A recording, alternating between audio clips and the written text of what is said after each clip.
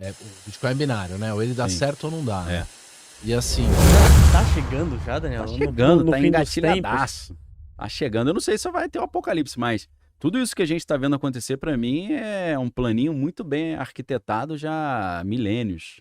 E o Trump não é o salvador que o pessoal tá falando? Ele vai ser o aparecer, anticristo? ele vai aparecer como salvador, mas eu acho que no final a gente vai perceber que o jogo não era esse. Pelo que a gente já tá vendo, né? Porque ele fala uma coisa, faz outra.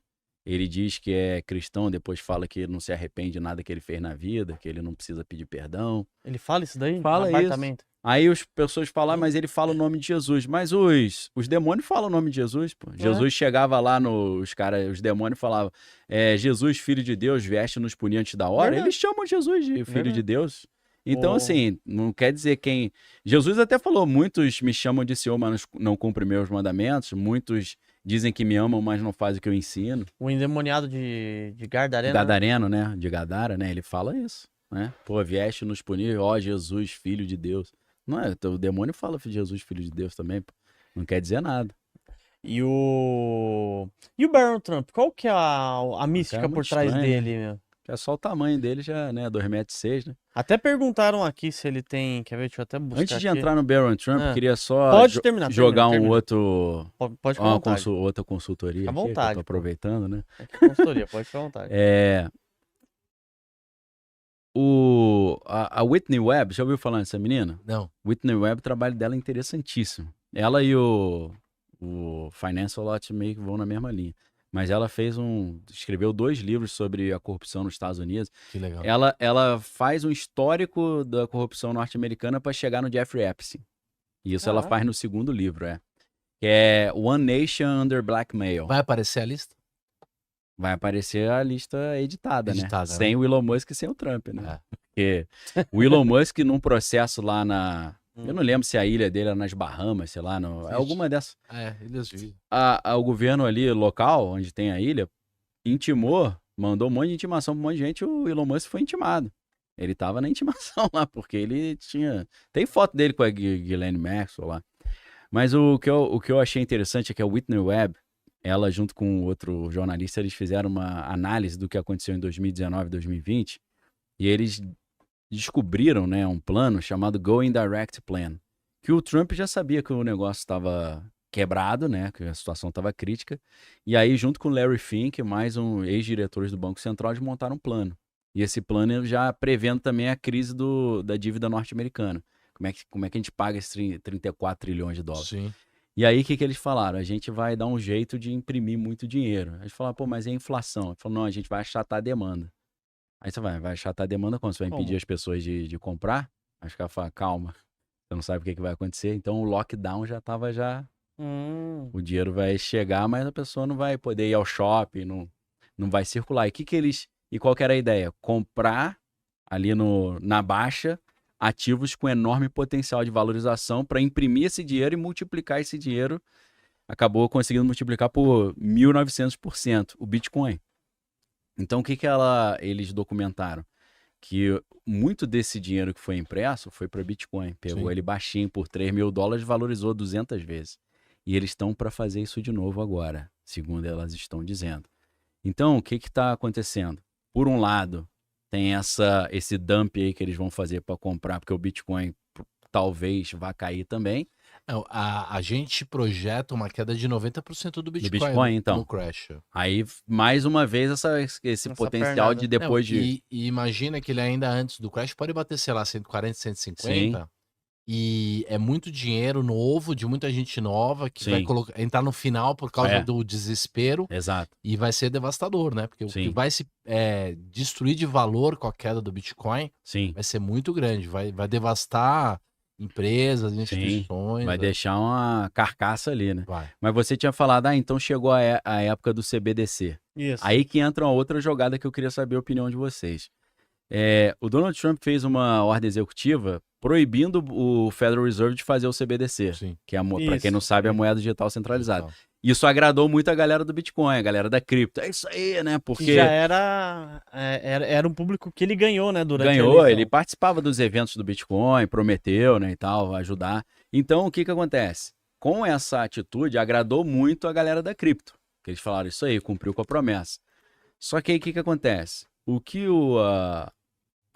tanto o Financial Lots quanto a Whitney Webb estão sentindo é que eles vão puxar o Bitcoin todo para eles e pro povão eles vão liberar as stablecoins.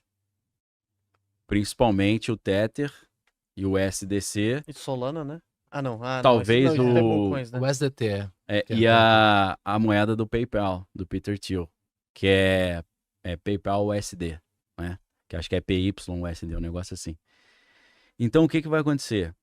As stablecoins são tão rastreáveis, controláveis e expropriáveis quanto o CBDC. O Bitcoin também é. Né, o Bitcoin também, não é descentralizado como todo mundo acredita. Então, o que eles estão identificando? Que o Howard Lutnick, junto com o Elon Musk, junto com o Peter Thiel, o que eles estão fazendo? A gente vai fazer o dump, vamos quebrar tudo, vai comprar Bitcoin baratinho de novo com 90% de desconto, vamos comprar ações e tal, imprimir muito dinheiro para depois isso subir. E para as pessoas, a gente vai dizer que, nós acabamos com o CBDC. Porque o CBDC é o inverso da proposta da blockchain, que é descentralizado, né? Tirar o estado da jogada. Mas, na verdade, eles vão trazer um outro tipo de CBDC, só que privado.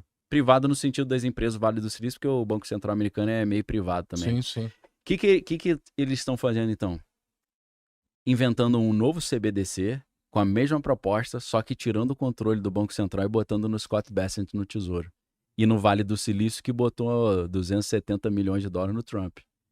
Então, é essa jogada. É o mesmo plano, só que em vez de ser Fedcoin e Federal Reserve, é Tesouro, Vale do Silício e Stablecoin. Controlando tudo do mesmo jeito. E as stablecoins existentes, que é o USDT, o USDC, vai continuar lá? Vai continuar e eles vão escolher uma. Agora, o Elon Musk já tinha feito um acordo com o Visa, né, para que o X virasse o aplicativo de tudo, para o cara ter uma conta bancária dentro do X também. Só que todo mundo sabe que isso é muito perigoso, porque assim como o cara toma um gancho na rede social, ele vai tomar um gancho no banco. Se ele falar alguma coisa que não era para falar, não trava só a rede social dele, vai travar a conta bancária. Então é um problema. Agora, parece que o Musk está fazendo um acordo com o Ripple. Talvez o Ripple seja essa escolhida e não as outras, né? O Tether, talvez. Na verdade, eles usam muito o Tether também para inflacionar o Bitcoin, né? Eles compram o Tether, depois compram o Bitcoin sobe, Bitcoin desce. Né? É uma estratégia muito de fazer o famoso pump and dump, né? Então, dizem que a proposta é essa. Outra proposta do Howard Lutnick é o quê? Além de fazer esse dump, comprar tudo barato, imprimir dinheiro e tentar pagar a dívida americana, porque os 21 milhões de Bitcoin não são suficientes para pagar a dívida americana, pelo menos no valor que a gente tem hoje de Bitcoin, né? Eu não sei exatamente, você tem ideia, Rocha, quanto tá o Bitcoin hoje? Tava 95, né? Deixa eu dar uma olhada. 27, Então, se você multiplicar por 21 milhões, você não vai ter 34 trilhões de dólares. Vai ser uma parte só disso. Tem uma outra teoria de que eles vão mudar os fundamentos do Bitcoin, vão tornar o Bitcoin inflacionável 97. Também. Vão aumentar dos 21 milhões. Eu acho que assim, o Bitcoin é binário, né? Ou ele dá certo ou não dá, né? E assim, em termos de uso, né? E demorou muito tempo para que ele, de alguma maneira, tivesse alguma utilidade. Se as pessoas usassem ele para alguma coisa, a não ser supostamente sair da rede, sair do governo, ter alguma coisa escondida, já teria que ter aparecido. Porque é uma tecnologia que tem quase 20 anos aí, né? 16 anos. Então, assim, o white paper vai de deixar... quando? É 2008? 8, né? Vai deixar, pelo menos nessa crise, né? Vai deixar muita gente devastada. Agora, é claro, pode subir de novo depois. Agora, o Bitcoin, ele não tem as propriedades do dólar, porque eles dizem assim, o Bitcoin tem várias propriedades, 5 propriedades, características e tal. Não passou no teste do tempo ainda. Mas é tipo um canivete suíço num conflito bélico, entendeu? Entendi. É melhor você ter uma espada do que você ter uma coisa que tem 5 utilidades, mas é um saca-rolha, entendeu? Sim. Uma lupa e uma tesourinha, entendeu? Tesouro de então, assim, ele faz muita coisa, mas não faz tudo muito bem, entendeu? E as pessoas falam, o dólar, ele tem ele não tem limite de impressão, de emissão, por isso que ele causa inflação e tal.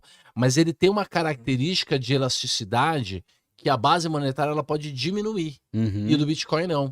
Então, não aumenta, mas também não diminui. Não diminui. Ou diminui muito devagar, porque alguém perde e tal. Então, assim, o Bitcoin ele não provou o seu valor ainda, entendeu? E ele ainda. Hoje ele é um ativo especulativo que tá muito na moda, porque supostamente não, ele protege da inflação, mas quando houver a crise de liquidez, como ele não tem valor intrínseco, ele naturalmente vai cair muito. Sim. Por quê? Como é que você precifica um ativo?